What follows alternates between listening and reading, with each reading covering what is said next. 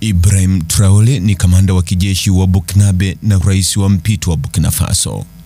Aliingia mamlakani mnamo Septemba 30 mwaka 2022 baada ya kufanya mapinduzi ya kijeshi ambayo yalimuondoa madarakani rais wa muda wa wakati huo, Paul-Henri Sandaogo Damiba, ambaye mwenyewe alipata wadhifa katika mapinduzi miezi 8 tu iliyopita.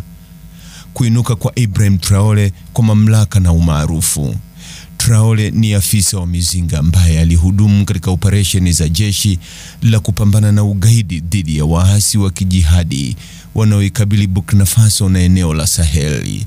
Kama ilivyotajwa hapo awali, aliongoza mapinduzi ya pili ya kijeshi mnamo mwaka 2022 na kutoa Luteni Kanali Paul-Henri Sandaogo Damiba, ambaye hapo awali aliingia madarakani katika mapinduzi ya Januari mwaka 2022.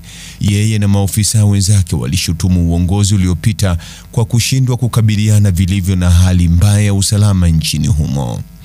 Tangu ashike madaraka, Traore amejiweka kama mwanamapinduzi kwa kutumia lugha ya kupinga ukoloni na mwanamajumui wa Afrika, akipata msukumo kutoka kwa kiongozi wa zamani wa Burkina Faso, Thomas Sankara.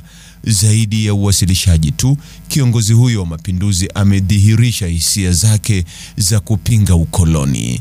Katika muda wa miaka mitatu tangu awe kiongozi wa muda wa nchi hiyo ya Afrika Magharibi, Ibrahim Traore amekuwa kwenye kampeni ya haraka ya kuiondoa nchi yake na athari zozote za Magharibi.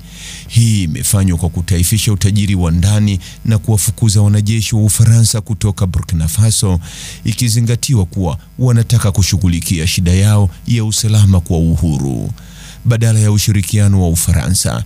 Kiongozi huyo mwenye msimamo mkali amechagua urafiki na Urusi.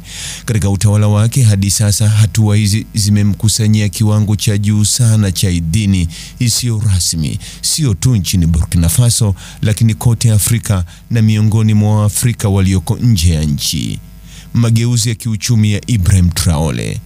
Kama ilivyodokezwa hapo awali, Burkina Faso inalenga udhibiti zaidi ya rasilimali zake, na kwa hivyo imebadilisha sera yake ya madini na kuunda shirika jipya la serikali la uchimbaji madini, Société de Participation Minière du Burkina Faso. Hatua hii ilipata alama mara moja na watu ambao wamekuwa wakitetea serikali inayounga mkono kitaifa, ambapo utajiri wa nchi unagawanywa kimsingi ndani ya mipaka yake. Burkina Faso ilitumia Sopamibu kupata udhibiti wa migodi miwili ya dhahabu ya kiviwanda ambayo hapo awali ilidhibitiwa na kampuni ya Endeavour Mining iliyosajiliwa huko London. Mnamo Aprili mwaka 2025, serikali inayoongozwa na jeshi la Burkina Faso ilitoa leseni ya uchimbaji madini ya viwanda kwa kampuni ya Urusi ya Nord Gold kwa mradi mpya wa dhahabu. Hatua hii inakadiriwa kuchangia faranga za CFA bilioni 51.5 sawa na dola milioni 89 kwa bajeti ya serikali ya Burkina Faso katika muda wake wa maisha, pamoja na ziada ya faranga za CFA bilioni 7.6 kwa hazina ya utajiri wa madini nchini humo, kulingana na baraza la mawaziri. Mapema mwezi Aprili, Burkina Faso ilibainisha kuwa inalenga kupata udhibiti zaidi wa migodi ya viwanda inayomilikiwa na mataifa ya kigeni, na kwa kuongeza sehemu kubwa ya mapato kutoka kwa maliasili yake. Maendeleo haya yanasisitiza mabadiliko yanayoendelea ya Burkina Faso kuelekea utaifa wa kiuchumi chini ya uongozi wake wa sasa. Ingawa matokeo ya muda mrefu yanasalia kuonekana, msukumo wa uhuru juu ya utajiri wa asili unawakilisha urekebishaji muhimu katika mtizamo wa Burkina Faso wa utawala wa kiuchumi na uwekezaji wa kigeni. Msimamo wa siasa za kijiografia wa Ibrahim Traore.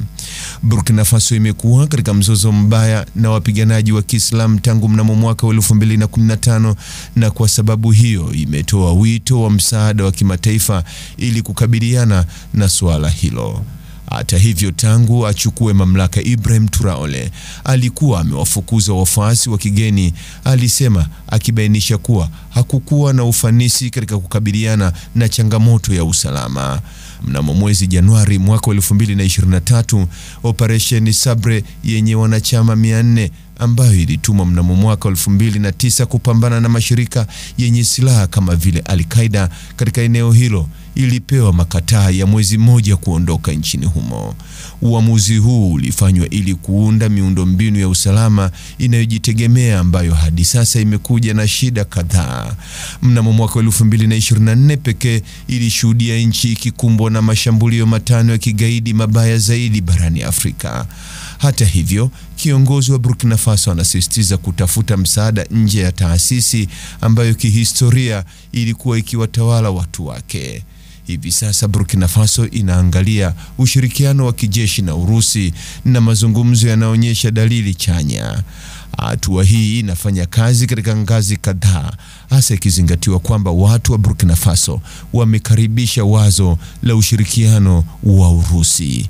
Umaarufu wa Ibrahim Traore. Ingawa wengi walijua kuhusu wimbi la kuidhinishwa kumfuata rais huyo mdogo zaidi barani Afrika, umaarufu wake kwa ujumla ulionekana wakati wa kuapishwa kwa rais wa Ghana John Mahama mnamo tarehe 7 mwezi Januari mwaka 2025. Wakati wa hafla hiyo, kiongozi huyo wa Burkina Faso alivamia jukwaa akiwa amejifunga bastola kiunoni mwake. Hii ilikuwa njia ya kuvutia ya kuja kumpongeza mkuu wa nchi Mwafrika mwenzao, na matokeo yake kuzua kelele kwenye mitandao ya kijamii.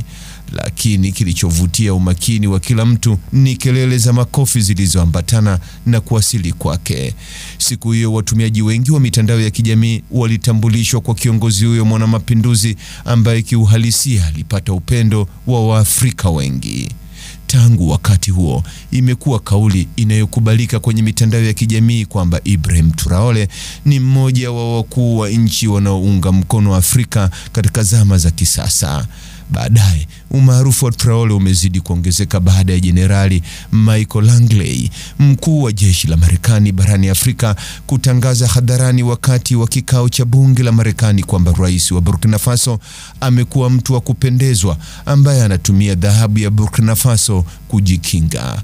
Hili bila shaka halijawafurahisha vijana wa Kiafrika ambao wameanza kumkumbatia kama sura bora ya kiongozi wa kweli wa Kiafrika.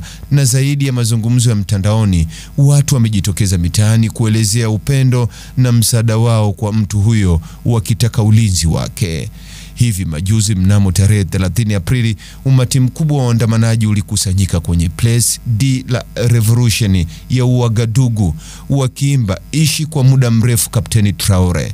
Baadhi yao walikuwa na mabango ambayo yalionyesha picha ya Jenerali Langley yenye neno mtumwa likiwa na alama nyekundu kichwani mwake. Wengine walibeba bendera za Urusi, rafiki mkubwa wa taifa hilo la Afrika Magharibi la Burkina Faso. Pia haikusaidia kwamba serikali ya kijeshi ya Burkina Faso iliripoti muda mfupi kabla ya maandamano ya kwamba njama kubwa ya kumpindua kiongozi huyo wa kijeshi ilikuwa imevunjwa. Hii imesababisha minong'ono kwamba baadhi ya makundi ya kigeni yanapanga njama ya kumwondoa madarakani kiongozi huyo wa Afrika Magharibi kutokana na mipango yake dhidi ya nchi za Magharibi. Kapteni Ibrahim Traore si tena kiongozi wa taifa dogo la Afrika Magharibi lisilo na bandari. Kwa wengine amekuwa ishara ya upinzani, uhuru na fahari ya mwanamajumui wa Afrika. Iwapo atakumbukwa kama mkombozi au mtu mwenye utata, itategemea jinsi mawimbi ya kihistoria yanavyotokea. Lakini jambo moja ni hakika, vitendo vya Traore kama ambavyo vimeundwa sasa vimezua mazungumzo ya bara na pengine harakati. Mtazamaji, ni yapi maoni yako kuhusiana na taarifa hii? Andika maoni yako katika sehemu ya ujumbe hapo chini. Like na subscribe pia ili uwe wa kwanza kupata habari wa chungu tele. Hii ni Focus News. Jina langu ni Deo Kaji Makomba.